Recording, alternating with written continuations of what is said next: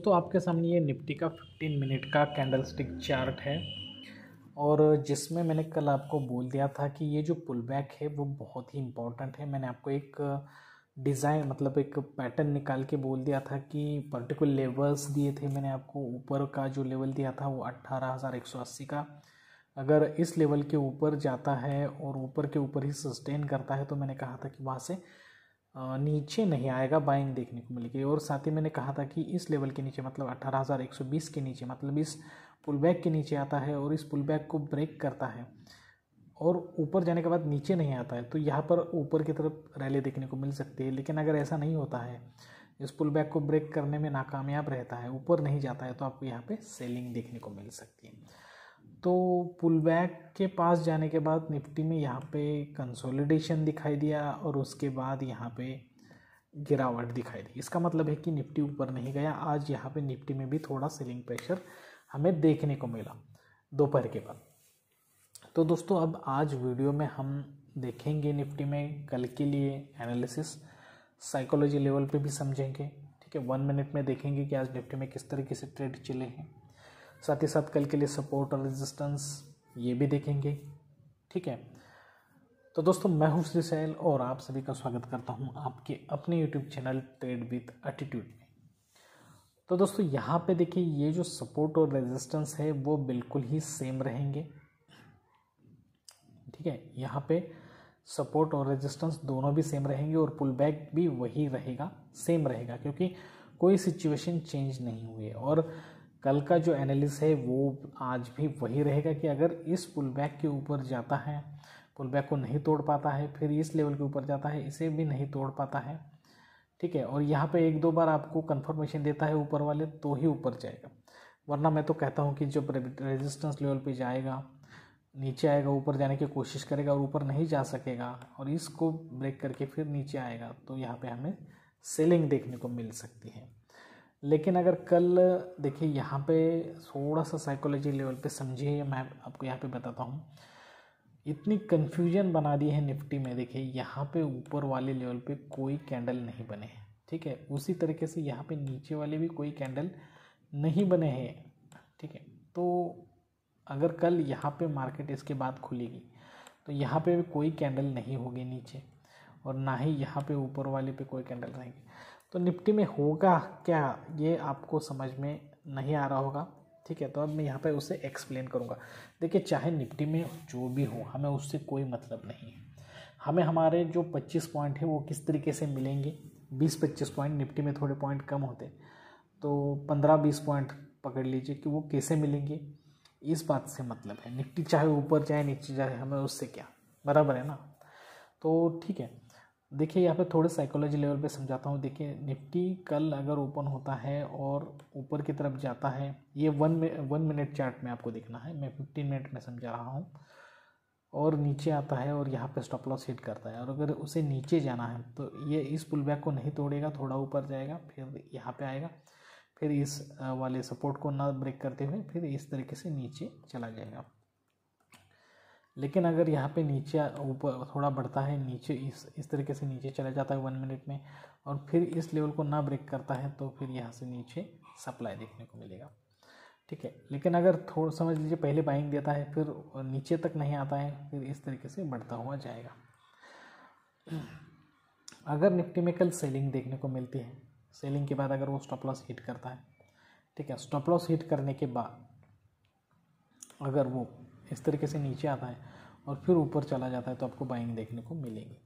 लेकिन अगर stop loss hit करने के बाद अगर वो नीचे आता है फिर ऊपर चला जाएगा, अगर उसे नीचे आना है तो, और इस पुल बैक को ब्रेक करने के बाद हमें ब्रेक करके अगर इस पुल ऊपर जाके उसे नहीं तोड़ पाता है तो हमें यहाँ पे सेलिंग देखने को मिलेगी।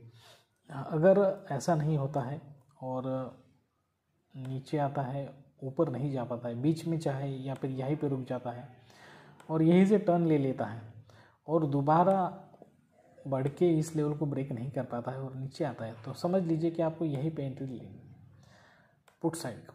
ठीक है, तो ये 1 मिनट के लिए मैंने समझा दिया कि किस तरीके से करना है। लेकिन अगर इसी सिचुएशन में अगर ऊपर चला जाता है बहुत ज़्यादा, स्टॉप लॉस के भी ऊपर चला जाता है और ऊपर से नीचे नहीं आता है, या फिर नीचे भी आया तो इतना नीचे नहीं आता है और फिर ऊपर चला जाता है, तो अभी बाइंग देखने को मिल सकती है। तो ये साइकोलॉजी लेवल मैंने आपको समझा दिया, सपोर्ट और रेजिस्टेंस की तरफ से समझा दिया। अब 1 मिनट में चल के थोड़ा सा देखते हैं कि किस तरीके से निफ्टी काम करता कि आज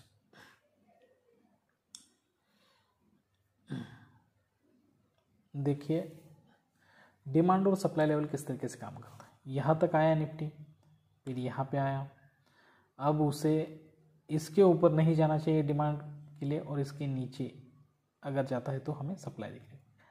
यहाँ से यहाँ तक आया, मतलब ऊपर नहीं गया। अभी समझ लीजिए कि इतने ही कैंडल बने, यहाँ तक आया, फिर इसके नीचे जाके उसने लो मार दिया, ठीक है। तो अगर आप इसमें भी एंट्री ले लेते हो तो कोई भी दिक्कत नहीं, क्योंकि यहाँ पे ऊपर नहीं गया है, इसका मतलब है कि बायर्स वीक है और सेलर्स कम से कम थोड़े पॉइंट तो आपको दे ही जाएंगे, 15-20 मिनट पॉइंट। तो यहाँ से यहाँ पर आया, ठीक है। अब अगर उसे नीचे कंटिन्यू करना है, ठीक है, तो वो इस लेवल के ऊपर नहीं जाएगा, ये जो लेवल है इसके ऊपर नहीं जाएगा। तो यहाँ से बढ़ के नीचे जाना चाहिए था, लेकिन वो नहीं गया नीचे।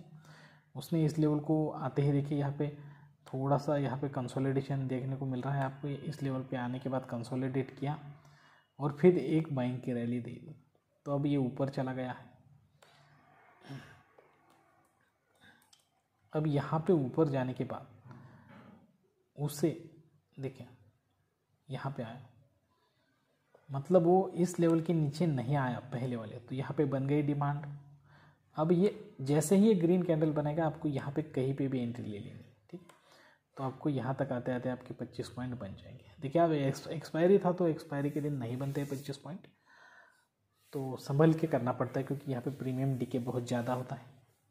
उसके बाद देखिए अब इस लेवल के नीचे नहीं आना चाहिए अगर डिमांड कंटिन्यू रखनी है तो बिल्कुल उसी हिसाब से यहाँ तक आया, नीचे नहीं आया, बढ़ रहा था, तो फिर एक बार आप यहाँ पे कॉल ले सकते हो, कोई दिक्कत नहीं, ठीक है। तो यहाँ पे देखिए कॉल यहाँ पे, लेकिन अब यहाँ पे दिक्कत ये हुई है कि इसे डिमांड अगर ऊपर ले जाना है तो इसके ऊपर जाना चाहिए बढ़ के, और इसके नीचे नहीं आना चाहिए, ठीक है।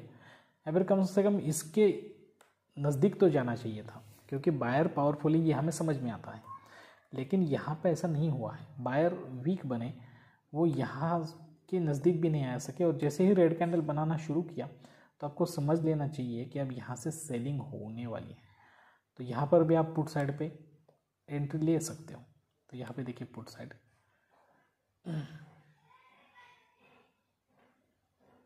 फिर बाद में बहुत देर तक कंसोलिडेशन चलता रहा, लेकिन इसके ये जो लेवल है ये इसके ऊपर अगर नहीं जा रहा है तो समझ लीजिए कि यहाँ पे बायर वीक है, और अगर इसके नीचे चला जाता है तो समझ लीजिए कि सेलिंग एक्टिविटी शुरू हो गई।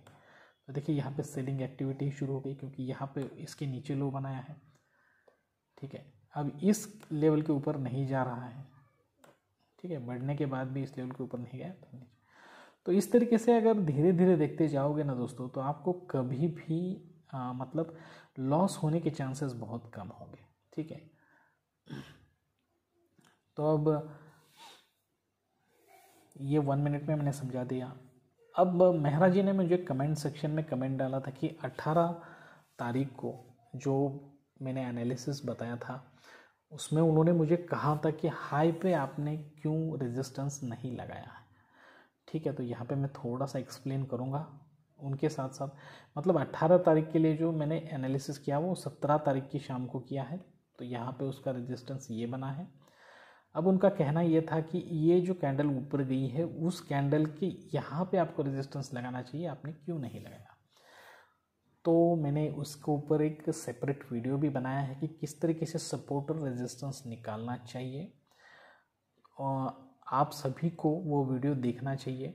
आप सभी वो वीडियो ज़रूर देखें। उस वीडियो को डिटेल में देखने के बाद आपको बिल्कुल आसानी से सपोर्ट और रेजिस्टेंस निकालना आ जाएगा, कहीं भी दिक्कत नहीं होगी, ठीक है।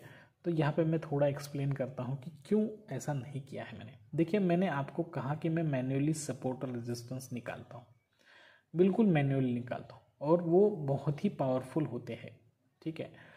तो देखिए यहाँ पे जो रेड कैंडल बनी है, ठीक है, तो आपको जो उसके बाद बाइंग दिखाई दी, और उसके बाद जो रेड कैंडल्स कंटिन्यू नीचे आ रही है, तो 2 बार इस लेवल पे आने के बाद अगर यहाँ पे रेड कैंडल्स बनी हैं, ठीक है, तो ये आपके लिए बनना चाहिए रेजिस्टेंस। तो उस वीडियो में मैंने आपको बताया कि एक ग्रीन कैंडल के बाद अगर कंटिन्यू रेड कैंडल्स नीचे आ रही है तो वो आपका रेजिस्टेंस बनेगा, ठीक है। तो जब भी मैं इससे पहले की वीडियो में आपको हाई पे लगाता हूँ तो उसकी वजह भी वही होती है कि हाई पे लगाने के बाद देखिए यहाँ पे हाई पे लगा दिया मैंने, तो यहाँ से रेड कैंडल्स बनना शुरू हो गई और ऊपर नहीं गया। यहाँ पे हाई पे लगाया, रेजिस्टेंस, रेड कैंडल्स बनना शुरू हुई, ठीक है। यहाँ पे हाई पे लगाया, रेजिस्टेंस, रेड कैंडल बनना शुरू हो गई, कंटिन्यूसली रेड कैंडल बनी। यहाँ पे लगा दिया, क्यों लगा दिया? क्योंकि ग्रीन कैंडल के बाद कंटिन्यू रेड कैंडल बन रही है। और सपोर्ट जो होता है एक ऐसी रेड कैंडल, देखिए ग्रीन कैंडल के बाद रेड कैंडल, तो सपोर्ट के लिए क्या होना चाहिए? रेड कैंडल के बाद ग्रीन कैंडल्स। देखिए ये रेड कैंडल है, उसके बाद कंटिन्यूसली ग्रीन कैंडल ऊपर जा रही है, उसलिए सपोर्ट। यहाँ पर भी बिल्कुल ऐसे आप देख सकते हैं कि इसका जो लो है उसको मैं सपोर्ट बनाता हूँ। मतलब ये साइकोलॉजी आपको यहाँ पे समझ लेनी चाहिए, ठीक है। और ये जो बाकी सपोर्ट रेजिस्टेंस के मुकाबले ये जो मैन्युअली हम निकालते हैं ना, देखिए यहाँ पे एक ग्रीन कैंडल है, इस रेड कैंडल के बाद बनी और बाद में ग्रीन कैंडल्स बनती गई, इसलिए ये सपोर्ट बन गए। तो इस तरीके से मैन्युअली अगर आप करते हो तो आपको आसानी से और बहुत ही इफेक्टिव सपोर्ट रेजिस्टेंस मिलेगी। तो यहाँ पे जो मैंने निकाला था आप देख सकते हो। उसके बाद जब भी मैं कहता हूँ कि रेजिस्टेंस को ब्रेक करने के बाद अगर इस रेजिस्टेंस को ब्रेक नहीं कर पाता है तो ऊपर की रैली देखने को मिलेगी। तो दूसरे दिन यहाँ पे देखिए सेलिंग हुई, लेकिन वो सेलिंग इस रेजिस्टेंस को नहीं ब्रेक कर पाई, तो देखिए कितनी सारी बाइंग हुई। तो बस यही साइकोलॉजी है। तो यहाँ पे मैंने मेहरा जी का जो क्वेश्चन था उसका आंसर भी दे दिया, और साथ ही साथ मैं आउटरो में सपोर्ट और रेजिस्टेंस से रिलेटेड वो वीडियो भी रख रहा हूँ। आशा करता हूँ कि आप सब लोग वो वीडियो बिल्कुल पूरा देखेंगे, समझ लेंगे, उसके ऊपर प्रैक्टिस करेंगे, क्योंकि देखिए हमारे एनालिसिस में सबसे की पॉइंट है सपोर्ट और रेजिस्टेंस, क्योंकि इसके आसपास आने के बाद ही हमें ट्रेड लेना होता है। तो दोस्तों अगर ये वीडियो आपको इन्फॉर्मेटिव लगा है तो प्लीज़ हमारे चैनल को लाइक करें, शेयर करें, सब्सक्राइब करें, और ज़्यादा से ज़्यादा अपने दोस्तों और रिश्तेदारों के साथ इस चैनल को शेयर कीजिए। जल्द ही इसी तरीके के वीडियो के साथ आप सभी से मुलाकात होगी। तब तक के लिए दीजिए इजाज़त। Thank you very much. Bye bye दोस्तों।